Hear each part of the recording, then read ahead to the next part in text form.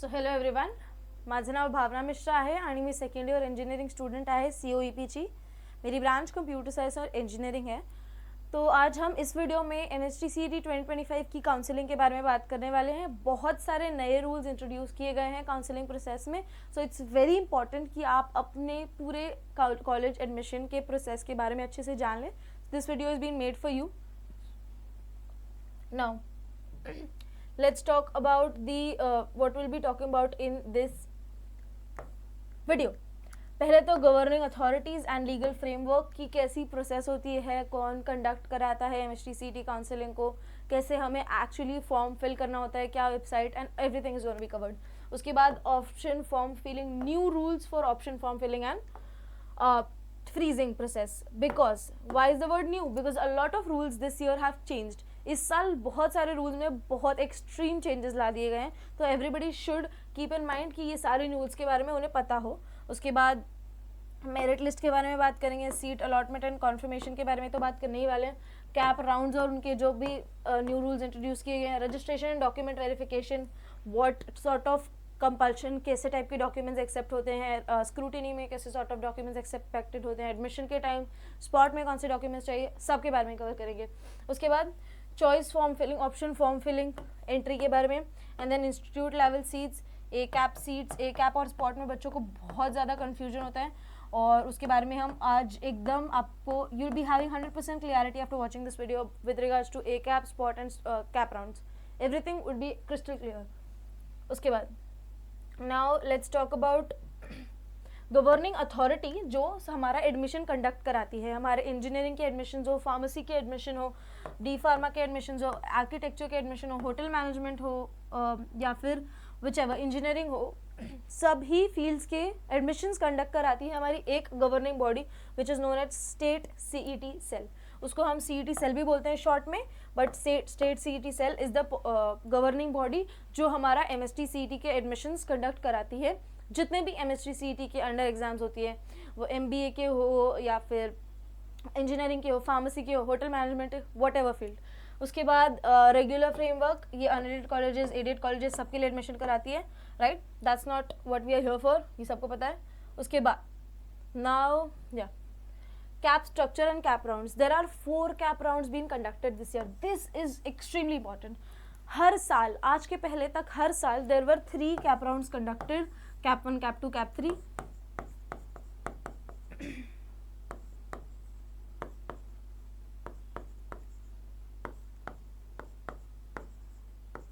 cap 1, cap 2, cap 3 conduct करा जाता था इसके पहले। now there will be 4 cap rounds। that means they have introduced cap 4। cap 4 is also going to be conducted this year। this everybody has to keep in mind। तो ये सोच के cancel नहीं करना है फॉर्म की 3 ही कैप राउंड्स होते हैं, या किसी ऐसे आपके सीनियर से पूछ लिया आपने, आपके भैया दीदी से पूछ लिया कि मेरा तीसरे कैप में ये वाला कॉलेज मुझे अलॉट हो गया है, मुझे ले लेना चाहिए क्या, वो तो कह देंगे अगर उन्हें रूल्स के बारे में पता नहीं होगा तो there will be 4 CAP rounds conducted this time. This everybody has to keep in mind. Institute level seats के बारे में भी आगे हम बात करने वाले हैं, इसके बारे में एक डिटेल स्लाइड है। Any seat that remains vacant after the completion of all the cap rounds will be transferred to institute level seat plus जो भी spot round में होती है। मतलब 2 तरीके से ये जो institute level seats होती है, जो भी seats होती हैं कॉलेज में, वो 2 तरीके से भरती है, एक ए कैप से और एक spot से, ठीक है। Everything will be अभी डिटेल में बात करेंगे आगे। No point will be left। Each cap round has to be on specific set of rules। There are different set of rules this time। पहले के रूल्स बिल्कुल कंसिडर करके दिमाग में चलिएगा नहीं। I will tell you the new rules and you will be completely shocked knowing that इस बार कितने सारे रिफॉर्म्स लाए CET सेल ने एडमिशन प्रोसेस में। Now auto freeze and betterment, this is the most important slide. मैं जितना emphasis दूँ इस स्लाइड पे उतना कम है। Rule number 1, in cap round number 1 if you are allotted first preference then that is completely frozen and you cannot participate in further rounds। you cannot participate in further rounds, that is further cap rounds। spot और a cap round में आप फिर भी eligible होंगे, but you won't be eligible for other cap rounds। अगर आपने आपने अपनी प्रेफरेंस शीट भरी, यहाँ पे प्रेफरेंस शीट ऐसी दिखती है, 1 2 3 नंबर्स होते हैं, आपको अपनी प्रेफरेंस भरनी होती है, ब्रांच भरनी होती है उस कॉलेज की। आपने COEP भर दिया, ब्रांच CSE भर दिया, आपने VGTI भर दिया, ब्रांच CSE भर दिया, ठीक है, वॉट एवर। तो रूल नंबर 1 कहता है अगर आपकी फर्स्ट प्रेफरेंस जो है अगर आपको अलॉट हो जाती है तो you are not eligible for CAP 2, CAP 3, CAP 4 and subsequent rounds के लिए आप एलिजिबल नहीं होंगे. This is very important. ठीक है, उसके बाद now let's come to CAP 2. Rule 2, CAP 2 में if any of the top 3 preferences, if any of your top 3 preferences, if they are allotted to you, your form is auto freeze and you will not be able to participate in any of the further cap rounds. पहले कैसा होता था, cap round में 1 में ये allot हुआ, आपने नहीं लिया, ये आपको आगे पार्टिसिपेट करने नहीं मिलेगा. अब टॉप 3 जो आपकी प्रेफरेंसेस होंगी, ये जो टॉप 3 प्रेफरेंसेस हैं, अगर आपने इनमें से आपको सेकंड राउंड में इन तीनों में से कुछ भी अलॉट हो गया, you are adhere to take it no matter what. You can not participate in further CAP round. इसीलिए इस बार ऑप्शन फॉर्म फिलिंग बहुत ही ज़्यादा एक क्रिटिकल प्रोसेस हो गया है. क्यों? क्योंकि पहले राउंड के तक तो ठीक है, आपने पहले में कुछ भी मतलब बहुत ही ऊपर का कॉलेज भर दिया, आपके 70-80% आए और आपको नहीं मिलने वाला, आपको पता है. ठीक है, बट आपने कैप राउंड 2 में अगर यहाँ कोई भी गलत कॉलेज डाल दिया फर्स्ट, सेकंड, थर्ड प्रेफरेंस में और वो आ गया, then you are out of other subsequent CAP rounds. Rule number 3, if in cap round number 3 you have received any of the top 6 preferences you have filled, the seat will be auto freezed. You won't be able to make changes. आपके 1 2 3 4 5 6 में से पहले 6 में से आपके कोई भी preference अगर आपके लग जाती है, आपकी परसेंटाइल से वो मैच हो जाती है, कट ऑफ मैच हो जाती है, and it gets you the seat, you won't be able to participate in cap 4 which is the most crucial cap. इस साल ही नया इसको इंट्रोड्यूस किया गया है. वाई? बिकॉज गवर्नमेंट वांट्स कि बच्चे इंजीनियरिंग में एडमिशन ले, बच्चे फार्मेसी में एडमिशन ले, they want to improve the literacy rate of our state. तो इसीलिए कैप 4 इंट्रोड्यूस किया गया है. कब बहुत सारे कॉलेज में सीट्स खाली रह जाती हैं, ठीक है, तो उन सीट्स को भरने के लिए कैप 4 इंट्रोड्यूस किया गया है. नाउ व्हाट इज कैप 4 से? कैप 4 तो एकदम नया है हमारे लिए, तो we know nothing about CAP, तो स्क्रैच से जानेंगे. कैप 4 होगा कैप 3 के बाद. जितना इंटरवल इसमें और कैप 2 और कैप 3 में लगा, कैप 1 और कैप 2 में लगा, उतना ही टाइम इंटरवल इसके लिए भी मिलेगा. आपको 3-4 दिन दिए जाएंगे अगर आपको कैप 3 से एडमिशन लेना है. आपको एडमिशन नहीं लेना है तो आपको वापस अपडेट करने के लिए 2-3 दिन दिए जाएंगे आपको प्रेफरेंस फॉर्म फिलिंग के लिए. उसके बाद कैप 4 सब राउंड्स की तरह ही होगा, but if any of the seat in your list is being allotted to you, you are adhere to take it. आप कोई भी आपकी जो प्रेफरेंस लिस्ट है, समझो मैंने 100 कॉलेजेस भरे हैं और मैंने मतलब कुछ भी सोचे बिना नीचे के कॉलेजेस भी भर दिए हैं, मैंने प्रेफरेंस रॉन्ग डाली है, हाई कट ऑफ वाले कॉलेजेस को ऊपर रख दिया है, बीच में बहुत ही लो कट ऑफ वाले को लग दिया, लास्ट में मैंने मेरे कट ऑफ वाले कॉलेज डाले जो मेरे परसेंटाइल के रेंज के अकॉर्डिंग मुझे मिल सकते हैं, तो हमें ये ऊपर वाले कॉलेजेस लेने पड़ेंगे. मतलब सीईटी कैसे देखता है आपके आपको जब कॉलेज अलॉट करना होता है, तो how does CET look at your form, वो भी बता देती हूँ आपको. ठीक है, आपके फॉर्म को किस तरह से एग्जामिन किया जाता है. ये बहुत हाई परसेंटाइल है, 99.96, 97, 98 जो भी है, ये आपकी परसेंटाइल में नहीं है. फॉर एग्जाम्पल 80 परसेंटाइल है आपको या 50 परसेंटाइल है, कोई भी परसेंटाइल हो, ये बहुत है, ये बहुत है, ये बहुत है, ये तो 50 से 60 परसेंटाइल वाला कॉलेज का सीट है. अब आपको ये मिल जाएगा. ठीक है, आप वो सीईटी से नीचे जो एल्गोरिथम है वो नीचे देखेगा ही नहीं. क्यों? बिकॉज ये प्रायोरिटी वाइज सेट करना था आपको. This is not a random list, this is the order. जिस हिसाब से आप कॉलेज जाते हैं, कॉलेज लेना चाहते हैं, उस हिसाब का ये ऑर्डर है. This is the order in which you wish to take your college. ठीक है, अगर आपने कोई टॉप 10 में भरा है, मतलब आप you are very willing to take admission in to that particular college. अगर आपने कोई बॉटम 10 में भरा है, अगर आपने 100 कॉलेजेस भरे हैं, तो उसका मतलब है कि आप you are least willing to take admission in to colleges like this. So you need to understand this. This is a priority list and you have to fill this with utmost attention. और इस बार तो इतने सारे नए rules आ गए हैं कि it's become very very important for you to fill this बहुत एकदम एक्यूरेसी से. If you don't do it that way, then you might have scored 100 percentile, आपके 99 परसेंटाइल होंगे, पर अगर आपने ऑप्शन फॉर्म फिलिंग अच्छे से नहीं की है तो you won't be able to get the college you have always been dreaming for. ठीक है, उसके बाद now registration and document verification. ठीक है, let's talk about this. Registration and document verification. So online registration होती है, उसके बाद हमारी स्क्रूटिनी होती है.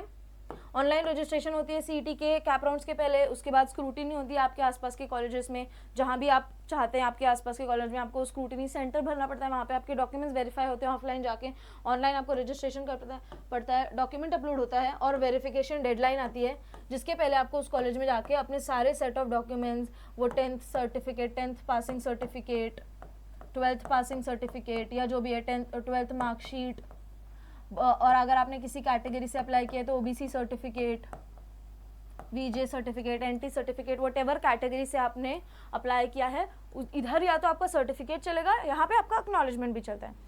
एक्नॉलेजमेंट क्या है इसके बारे में आगे बात करेंगे। तो आपको ऑप्शन फॉर्म फिलिंग के पहले रजिस्ट्रेशन का पड़ता है कैप राउंड के लिए। उसके बाद the most important topic of today's video,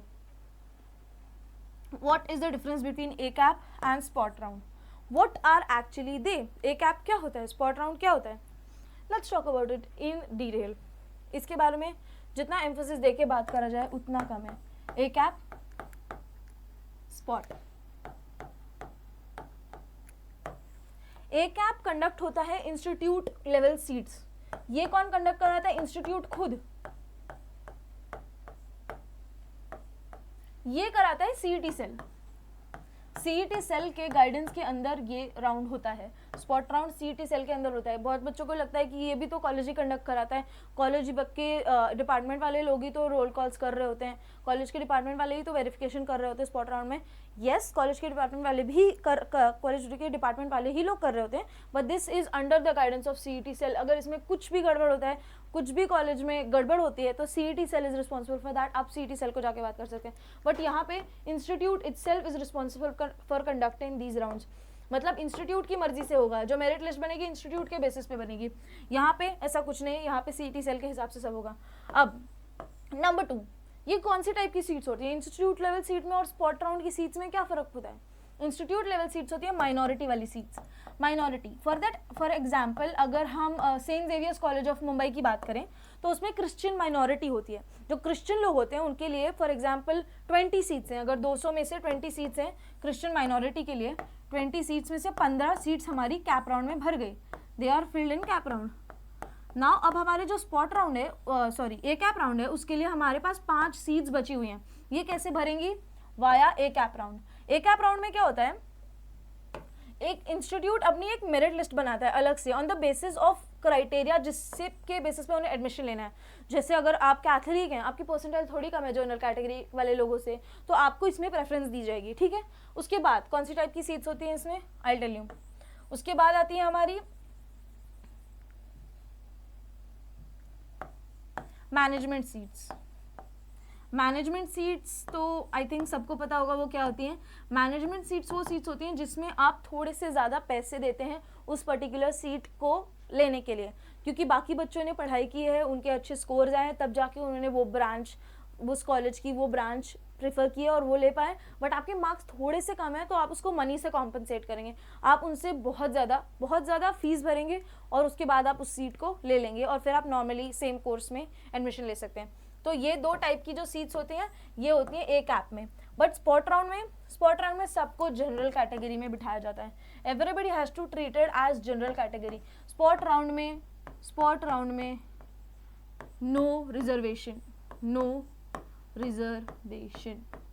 this is very important, very important. अगर आप डिफेंस कोटा से हैं, आपको फर्स्ट राउंड में कैप 1 में या कैप 2 में COEP की ENTC लगे या COEP की मैकेनिकल लगे, आपके 97-95 परसेंटाइल है, जो भी परसेंटाइल है, और आप स्पॉट में आके कहेंगे कि मुझे तो CSE दे दो, अभी तो लास्ट राउंड है, तो ऐसा नहीं होगा। You will be treated as general category. जितने भी रिजर्वेशंस होते हैं, SC, ST, OBC NCL, BJ, NT, orphan और जितने डिफेंस, जितने भी रिजर्वेशंस हैं, all these reservations are null and void for the spot round. Spot round में सब लोगों को जनरल कैटेगरी से एडमिशन लिया जाता है, जनरल कैटेगरी के बेसिस पे एडमिशन लिया जाता है, ठीक है। उसके बाद इतनी हुए कैप राउंड की बात। जो अगर कोई बच्चा स्पॉट राउंड से एडमिशन ले रहा है तो उसे जनरल कैटेगरी की फीस भी भरनी पड़ती है. ये नहीं कि आप रिजर्वेशन अवेल नहीं कर पा रहे, चलिए ठीक है, but even then you have to pay your general category fees. General category की फीस आपको भरनी पड़ती है. Why? Because you are being treated as general. आप ये सब अवेल ही नहीं कर पा रहे ना. इनकी जितनी भी फैसिलिटीज होती हैं, एडमिशन हो, स्कॉलरशिप्स हो, कुछ भी, you won't be able to avail any of this. उसके बाद स्पॉट राउंड का और एक कैच है कि after getting admission from spot round you won't be able to apply for any of the scholarships. वैसे ही इंस्टीट्यूट डिपेंडेंट भी होता है कुछ इंस्टीट्यूट्स करने देते हैं, but most of the colleges आपको और किसी जनरल SC/ST स्कॉलरशिप के लिए या जनरल OBC स्कॉलरशिप के लिए, डिफेंस वाली स्कॉलरशिप के लिए, ऑर्फन कैटेगरी की स्कॉलरशिप के लिए आपको अप्लाई करने नहीं देते हैं. यू हैव टू पे general category fee. Most of the college जितना मैं जानती हूँ, they do not let you apply for any scholarship अगर आप स्पॉट राउंड से एडमिशन लेते हैं तो. ठीक है, now let's come back to our slides. या सो ए कैप राउंड, उसका फुल फॉर्म होता है against CAP central admission process conducted by private unaided institute. After cap round, after spot rounds also sometime. Seats left vacant after the cap round are filled here. Cap से spot से जब seats भर जाती हैं तब A cap round होता है. ठीक है, उसके बाद colleges invite application directly from the students. उनके पास जितने भी एप्लीकेशंस आए होते हैं उनमें से वो शॉर्टलिस्ट करते हैं कि ये कौन सी कैटेगरी का है. अगर इसकी गुजराती माइनॉरिटी है, कैथलिक माइनॉरिटी है, क्रिश्चियन माइनॉरिटी है, हिंदू माइनॉरिटी है, जो भी है वो अपने बेसिस पे एक मेरिट लिस्ट को रिलीज करते हैं, उसके बेसिस पे एडमिशन लेते हैं. The CET qualification is generally the criteria. CET qualification, because we are in Maharashtra and we are talking about MHT CET, तो this is the common criteria which is to be kept in mind. उसके बाद helps utilize unfilled seats for the college. unfilled seats को कहते हैं, ये कुछ seats reserved ही होते हैं. ILS stands for institute level seats. They are the seats specially reserved for institute, जो कि वो अपने हिसाब से देख सकते हैं. Now they are also helping in filling management quota. Everybody knows about this, what management quota actually is. सब colleges में management quota नहीं होता है. This has to be kept in mind कि हर colleges में नहीं होता. गवर्नमेंट कॉलेजेस में कोई मैनेजमेंट कोटा नहीं होता. एंड दैट्स द रीज़न कि वहाँ पे सब जाना क्यों चाहते हैं, because everybody there is on the basis of merit. जितने भी बच्चे COEP में एडमिशन ले रहे हैं, VGTI में एडमिशन ले रहे हैं, वो सब बच्चे प्योरली मेरिट के बेसिस पे अंदर आए हैं. ठीक है, क्यों? वहाँ पर सब अगर इंटेलिजेंट बच्चे होंगे, एनवायरनमेंट अच्छा होगा, अच्छा एक्सपोजर मिलेगा, अच्छे लोगों के साथ हम रह पाएंगे, will be able to interact with intelligent people, वो ही that's the most important concern. और मैनेजमेंट प्राइवेट इंस्टीट्यूट्स में यही होता है कि उनमें मैनेजमेंट सीट्स होती हैं. इस वजह से कुछ ऐसे लोग जो थोड़े एक्स्ट्रा पैसे पे करने का कैपेसिटी रखते हैं वो उसमें एडमिशन ले लेते हैं. तो मे भी थोड़ा पार्शियल हो सकती है चीज़ें, बट गवर्नमेंट कॉलेजेस में ऐसा नहीं होता. And that's the reason why people die to take admission into government colleges like COEP and VGTI. Okay, now spot round. Let's talk about spot round conducted by CET cell. Already mentioned कि CET cell के supervision के अंदर ये admissions process होती है. यहाँ कुछ भी गड़बड़ हो रहा है, आपको लग रहा है कि कुछ भी पार्शियलिटी हो रही है, you can go to complain to CET cell. It is completely responsible for this round as well, spot round. Okay, now remaining vacant seats are filled in this round. After cap जितनी seats बची होती है वो इस round के through fill होती है. Then students must be physically present. I don't know what sort of emphasis should I give on this word physically present. If I have to take admission into a college, तो मुझे वहाँ जाकर present रहना पड़ेगा. अगर मैं ऐसे सोच रही हूँ कि मम्मी को COEP में एडमिशन लेने के लिए भेज देती हूँ, पापा को VGTI में, मैं पापा के साथ VGTI में चली जाती हूँ, that's not gonna happen. The student itself has to be physically present there. तो अब स्पॉट राउंड होता कैसे, that I'll tell you. Spot round में क्या होता है, एक बार लिस्ट डिस्प्ले होती है कि CS में एक सीट बची है, मैकेनिकल में 2 सीट्स बची है, इलेक्ट्रिकल में 1 सीट बची है, ENTC में 1 सीट बची है, और बाकी सब सब्सिक्वेंट ब्रांच का यू कैन इमेजिन. तो रोल कॉल होता है, जिस ब्रांच का सबसे हाई कट ऑफ होता है उसका पहले होगा. ठीक है, सबसे पहले जो भी CET, जो भी आपके कॉलेज के लोग वहाँ पर एडमिशन्स कंडक्ट करा रहे हैं स्पॉट राउंड के, वो पहले बोलते हैं 1 से 100 तक जितने भी स्टूडेंट्स की Maharashtra rank, MHT CET rank of 1 to 100 है, वो लोग प्लीज़ इधर आ जाएं और एडमिशन के लिए अपने डॉक्यूमेंट सबमिट कर दें. If there is anybody in the room जिसकी 1 से 100 तक रैंक है, वो बोलेगा हाँ मैं प्रेजेंट हूँ, मुझे चाहिए COEP CS, ठीक है ले लो जाओ. ठीक है, उसके बाद वो कॉल करेंगे 100 से 200 तक. अगर कोई प्रेजेंट है वहाँ पे, वो कह रही है मुझे COEP इलेक्ट्रिकल चाहिए, एक सीट है, हाँ ठीक है ले जाओ। This is how cap round actually works. Cap rounds में वहाँ फिजिकली रहना बहुत प्रेजेंट है। Now I will give you an example. अगर किसी को 99.98 परसेंटाइल है और किसी को बस 99.2 परसेंटाइल है, ये गए हैं VGTI में और ये गए हैं COEP में। COEP CSE की एक सीट खाली है, हमने यहाँ पे देखा, we have 1 seat vacant in COEP CSE। तो अब ये यहाँ पे प्रेजेंट है और इनकी हाईएस्ट रैंक है इन द ऑडिटोरियम, जितने भी लोग वहाँ प्रेजेंट है, तो उनको COEP CSE मिल जाएगी। VGTI में हो सकता है इनसे भी कोई हायर रैंक वाला हो, कोई 99.99 परसेंटाइल वाला हो, तो उसको मिल जाएगी यहाँ वाली सीट, और VGTI वाली सीट मिल जाएगी उन्हें। And he won't, this guy won't be able to avail COEP CS, जबकि वहाँ पे भी सीट्स अवेलेबल थी तो भी उसको सीट्स नहीं मिलेगी।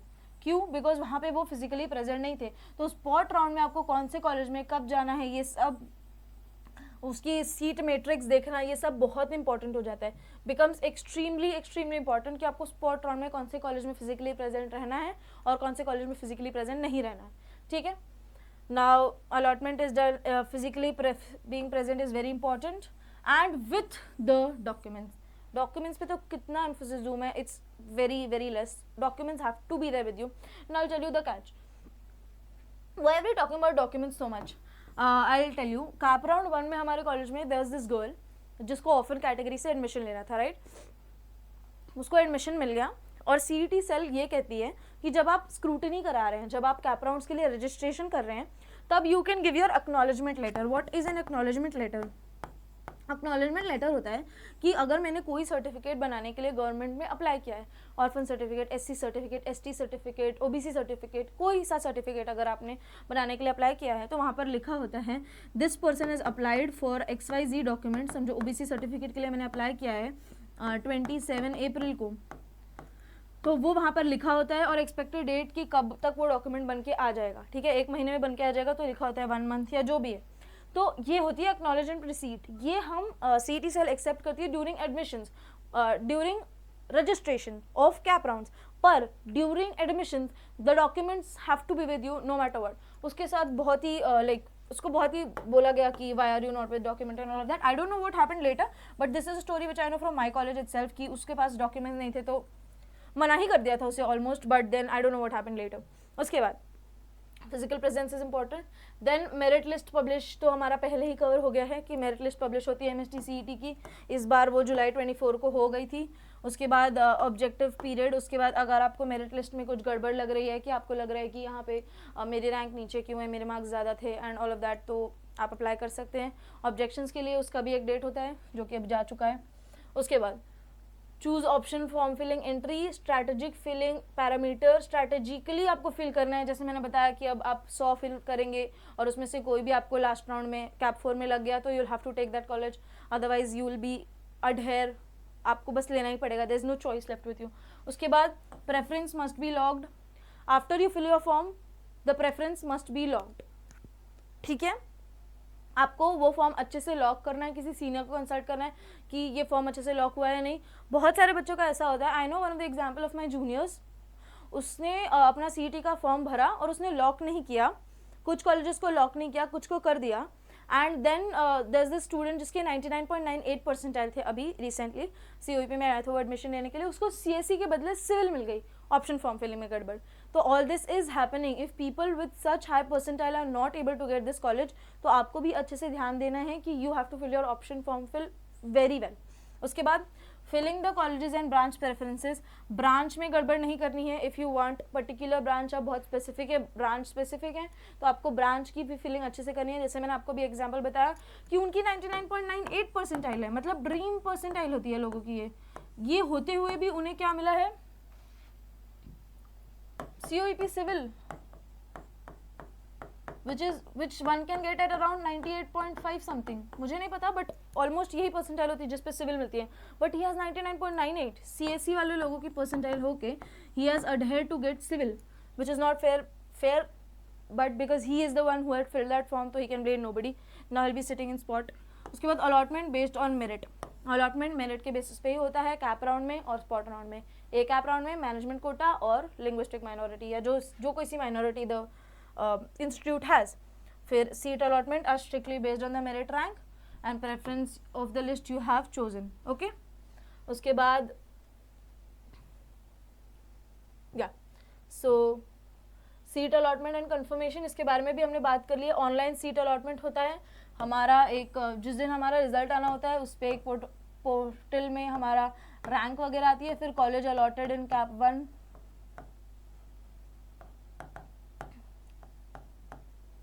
इसमें हमारा कॉलेज होता है. अगर हमें कॉलेज वो वाला कॉलेज लेना है तो ठीक है, उस कॉलेज में डेट्स दी होंगी कि 16 तारीख से 18 तारीख को जाके आप एडमिशन ले सकते हैं वहाँ पे. बट अगर आपको एडमिशन नहीं लेना है तो what you have to do, ऐसे ही छोड़ना नहीं है आपको फॉर्म को कि अब तो मैंने भर दिया है, I want this preference only, I don't want to make any other changes. तो यू हैव टू कंटिन्यू. आपको कॉन्सिक्वेंस ऑफ नॉन कन्फर्मेशन, आपको अगर कन्फर्मेशन में फेलियर होता है तो your form won't go to CAP 2, CAP 3, CAP 4. अगर आपको फर्स्ट राउंड में कोई कॉलेज लगा जो आपको नहीं लेना है, you want to go to another round, you want to proceed your form, तो आपको वो प्रोसीड करने के लिए कंफर्म करना पड़ता है कि यू वांट टू प्रोसीड और you want to freeze this seat. ठीक है, तो इट्स वेरी इंपॉर्टेंट कि आप इस बात को ध्यान रखें कि आपको आगे के कॉलेजेस में अप्लाई करने के लिए you have to make changes. और अगर आपको चेंजेस नहीं करने तो भी आपको कंफर्मेशन देना है कि I want to sit into CAP 2, CAP 4. Okay, after that institute level seat. Institute level seats non CAP round के बारे में हमने बहुत अच्छे से बात कर ली है. ठीक है, नॉन कैप्स के. And vacant seat had hand over to the institute upon all CAP rounds, the seat remaining unfilled and the respective institute fill them through merit list. अब CET cell guidelines while conducted independently by colleges, these admission rules or criteria are ILS institute level seats and guided overall by framework and regulations of CET and the fairness is still maintained. ऐसा नहीं है कि इसमें भी कुछ cheating हो सकता है. ऑब्वियसली मैनेजमेंट सीट्स तो होती है ऐसी हैं जो इंस्टीट्यूट अपने लिए रखता है कि they want to fill this seats on the basis of the criteria they have. उसके बाद या so this is it for this video and now I would want to tell you this thing, those who keep learning will always keep rising in life. now अभी हमें जितनी मेहनत कर ली थी हमने कर ली, हमें जितना भी JEE में स्कोर आना था आ गया, CET में जितना स्कोर आना था आ गया, everything is done. now everybody is back to square one. अभी आपकी 99.9 परसेंटाइल हो या फिर 50 परसेंटाइल हो, दोनों कॉलेज जा रहे हैं and they both are two square one, they are back to zero.